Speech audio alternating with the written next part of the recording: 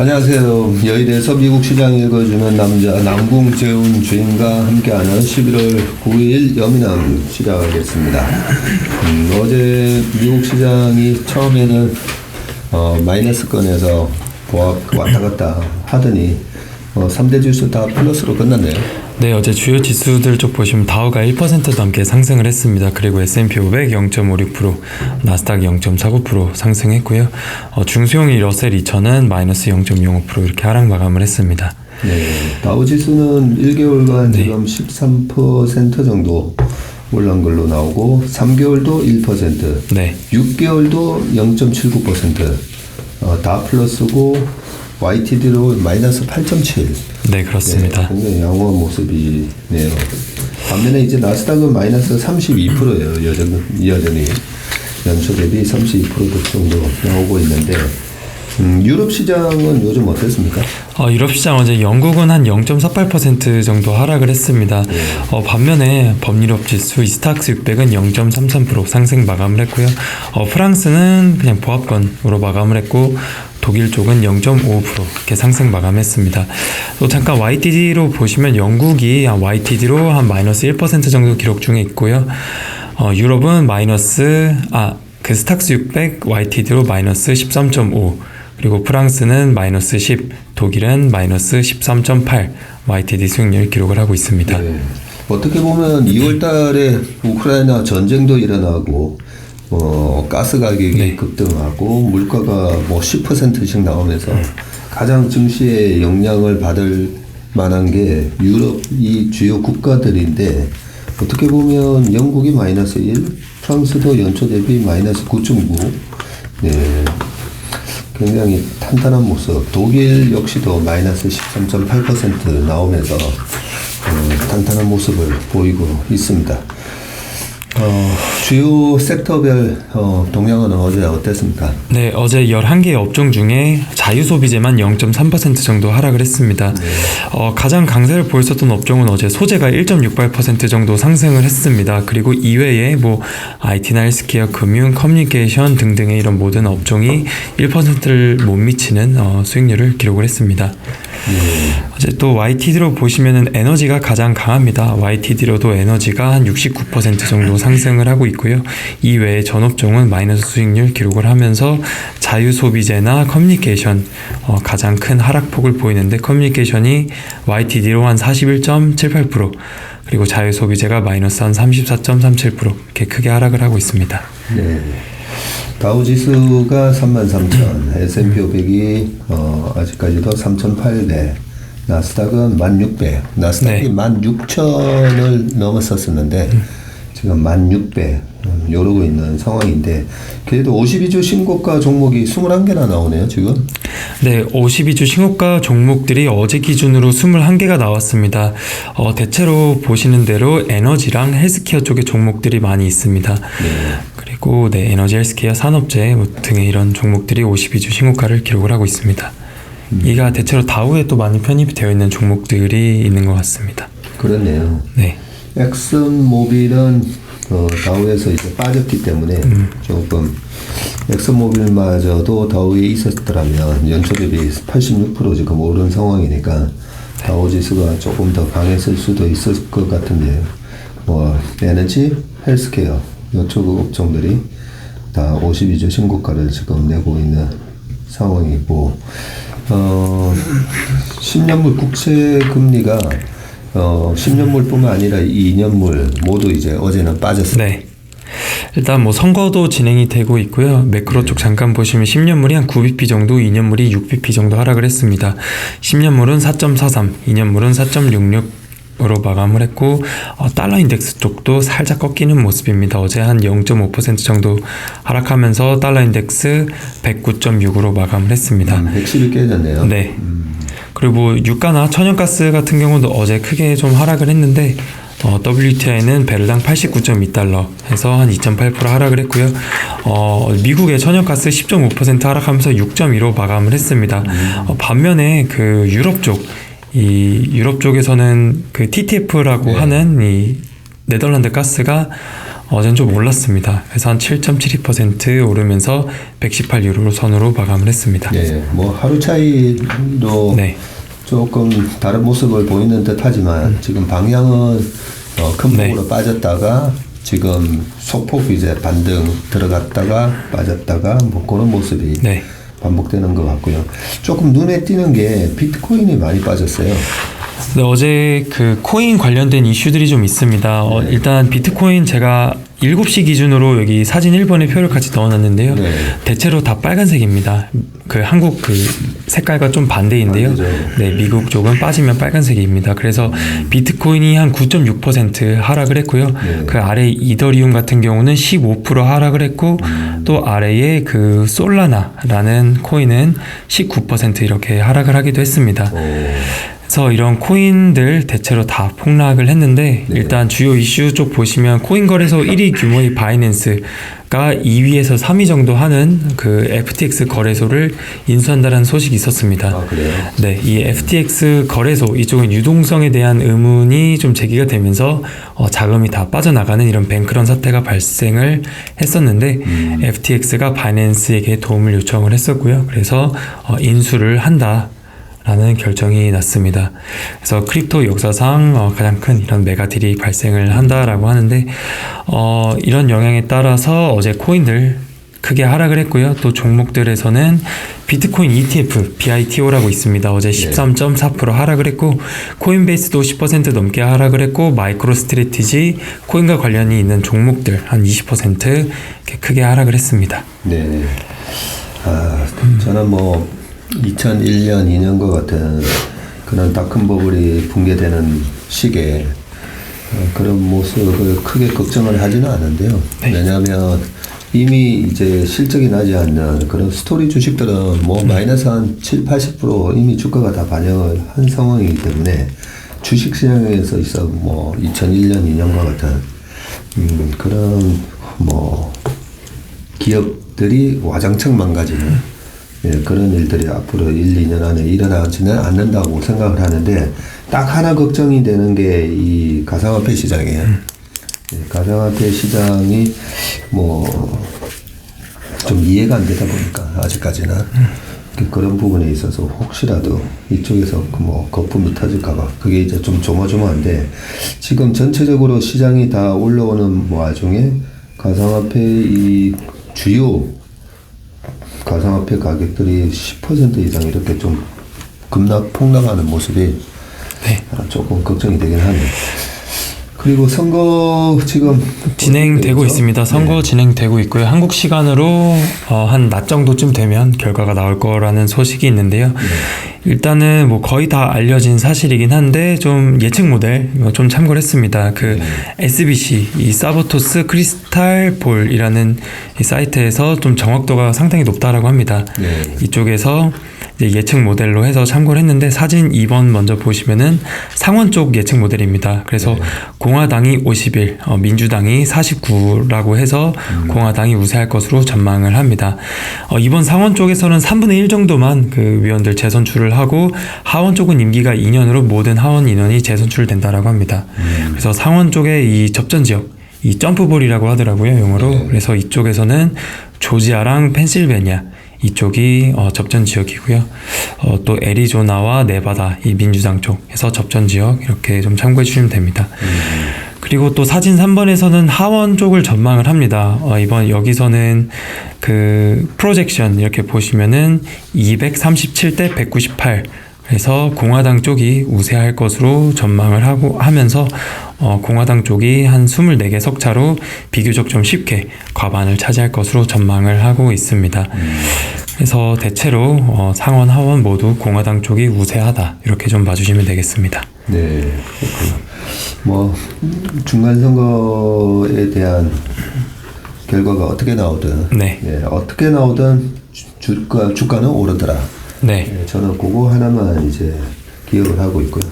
뭐 뉴스에서 나오는 거로는 이런 뭐 헬스케어라든지 이런 방산, 국방 관련한 쪽 그리고 에너지 뭐 이런 쪽이 좀 더 관심을 가져야 된다라는 뉴스 기사들도 나오고 있고요. 뭐 그게 이제 공화당이 하원을 차지할 가능성이 높기 때문에 네, 그렇습니다. 전망이 나오는 거죠. 또 이런 기업들이 이전에 그 공화당 캠페인에 기부도 많이 했었다라고 합니다.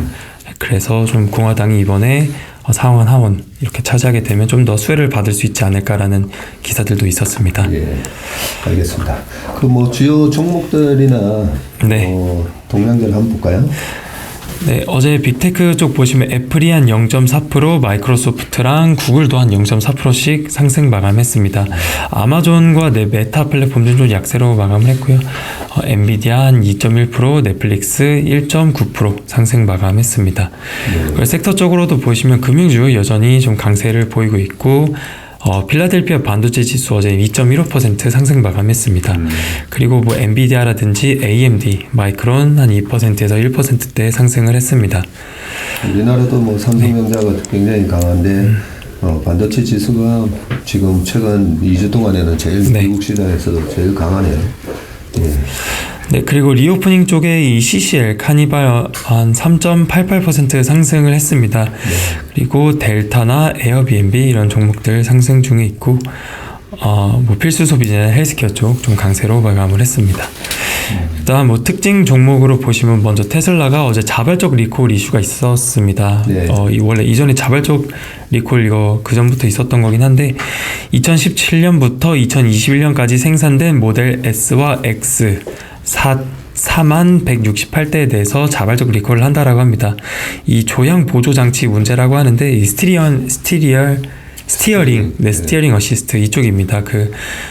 차가 울퉁불퉁한 길이나 좋지 않은 길에서 주행할 때 뭐 이런 문제가 있다라고 하는데 보통 차 리콜을 할 때 뭐 서비스 센터를 들어간다든지 점검을 해서 이런 비용들이 더 많이 발생을 하는데 네. 테슬라 같은 경우는 그냥 소프트웨어 업데이트로 해결을 한다라고 합니다. 그래서 이 한 4만 대가 넘는 차들 중에서 현재 한 314대 정도가 문제가 발생했다라고 하면서 뭐 부상자나 사망자는 없었다고 합니다. 그래서 이런 이슈들이 나오기 전에 미리 좀 소프트웨어 업데이트를 해결을 하겠다라고 하면서 자발적 리콜 이슈가 있었습니다. 그렇군요. 뭐 이 정도 리콜은 토요타나 뭐 폭스바겐이나 현대차 같은 글로벌 탑 5에 해당되는 회사들은 그 사고가 발생하기 전에 이런 자발적 리콜 항상 있는 거기 때문에 뭐 이거는 크게 문제가 될 것 같지는 않네요. 네, 그리고 페덱스 같은 경우 지난 분기 때 배송 이런 것들에 대해서 좀 이슈가 있었던 것 같은데요. CFO가 컨퍼런스 콜을 진행했습니다. 그래서 배송 수요 둔화가 빠르게 이루어지고 있다라고 하면서 페덱스가 비용 절감 플랜에 대해서 얘기를 했는데 국내선 23대, 국제선 9대 운항을 중단한다라고 발표를 했고 일부 물류센터 등의 통폐합 작업을 진행 중이다라고 발표를 했습니다. 그래서 배송에 대한 수요가 조금 둔화되고 있다 이렇게 보시면 될 것 같습니다. 그렇군요. 그리고 또 실적 발표가 있었던 기업들이 있습니다. 먼저 디즈니가 어제 회계연도 4분기 22년 실적 발표를 했는데 매출액이 20.15 빌리언으로 전년 대비 한 9% 증가를 했습니다. EPS 같은 경우 30센트 발표를 했습니다. 그래서 컨센서스를 하회하는 실적을 발표를 했고 디즈니 플러스 총 가입자 수가 1.6420명으로 발표가 되면서 컨센서스는 상회했습니다. 디즈니 플러스 가입자 수 순증이 12.1밀리언 명을 기록을 했고요. 훌루나 ESPN 플러스 이런 그 가입자 수 모두 더했을 때 한 2.35억 명 수준을 기록을 했습니다. 그리고 이번에 디즈니 놀이공원 이 테마파크 매출이 7.4 빌리언 발표가 되면서 YY로 34% 증가를 했고요. 영업이익률은 한 8% 정도 수준을 기록을 했습니다. 그리고 이번에 그 ARPU는 6.1달러가 기록이 되면서 전년 대비 한 10% 감소를 했습니다. 알프가 좀 빠졌어요. 네, 알프가 한 10% 정도 빠졌습니다. 이제 CEO는 뭐 회계년도 24년에는 디즈니 플러스가 수익이 날 것이다. 뭐 이런 간단한 코멘트를 했고, 좀 더 컨퍼런스 콜을 듣지는 못했지만 좀 더 봐야 될 내용은 그 플로리다 쪽에서 이한 그 허리케인이 한번 있었습니다. 그런 부분에서 뭐 얼만큼 뭐 타격이 있었는지 뭐 컨퍼런스 콜이나 이런 데서 또 한번 살펴보면 될 것 같습니다.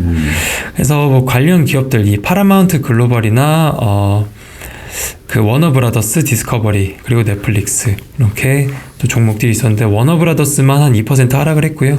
파라마운트나 넷플릭스 한 1%대의 상승을 기록을 했습니다.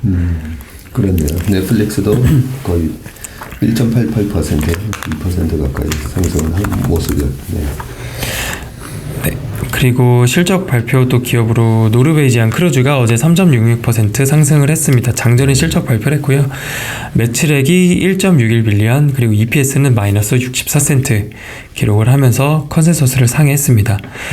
영업 비용이 크게 늘었는데 이번에 영업 비용이 1.24빌리언 달러 기록을 했고요. 네. 전년 동기 대비해서 한 182% 크게 증가를 했습니다. 이번에 총 발행 주식수도 크게 늘었는데 이전에 단위가 1000입니다. 그래서 370 등등등 해서 이번에 420 이렇게 네, 총 발행 주식수가 크게 증가를 했습니다. 발행 주식수가 크게 증가를 했기 때문에 EPS에도 또 3,700억 주에서 네. 4,200억 주로 바뀌었네요. 네. 500억 주가 늘었네요. 보니까 그렇죠. 단위가 1000이네요. 네, 그렇습니다. 그래서 주식 수가 크게 늘면서 EPS 쪽에서도 좀 희석이 됐을 것 같습니다. 그리고 이번 분기에 탑승객 매출이 한 1.1빌리언 그리고 온보드 매출이라고 해서 그 크루즈 안에서 이런저런 기타 매출들이 한 0.5빌리언 정도가 기록을 했습니다. 4분기 탑승객 매출은 다음 분기입니다. 다음 분기 탑승객 매출은 한 1.5빌리언 달러 수준으로 전망을 하면서 팬데믹 이전보다 한 20%더 증가할 것으로 전망을 하고요. 이번 3분기에는 오큐펀시 레이트가 탑승객 이게 한 82% 지난 분기 65% 대비해서도 크게 증가를 했습니다. 그래서 내년 예약률은 팬데믹 이전과 비슷한데 가격은 더 높다라고 하면서 팬데믹 이전보다 매출은 더 증가할 것으로 전망을 하고 있습니다. 보니까 괜찮네요. 네, 크루즈 쪽에서 네. 보니까 빠르게 회복하는 모습이고 사실 뭐 크루즈나 그 미국의 소비가 인원 쪽에서 어느 정도 이제 회복되고 있는지는 뭐 메이저리그 야구의 관객 수라든지 뭐 이런 거랑 뭐 거의 비슷하게 우리가 추측을 해볼 수가 있다고 보는데 언제부턴가 보면 메이저리그 야구도 보면 거의 다 꽉 차잖아요. 옛날하고 예전 코로나 이전하고 거의 뭐 똑같은 모습을 보이고 있는데 그런 면에 있어서 비슷한 식으로 회복을 빠르게 하고 있다고 생각하고 요즘 인사동 가보면요. 그 외국인들 거의 미국 사람이에요. 2019년도에 보면 1,750만 명이 우리나라에 들어왔고요. 그 중에서 이제 미국 관광객이 이제 100만 명 들어왔었거든요.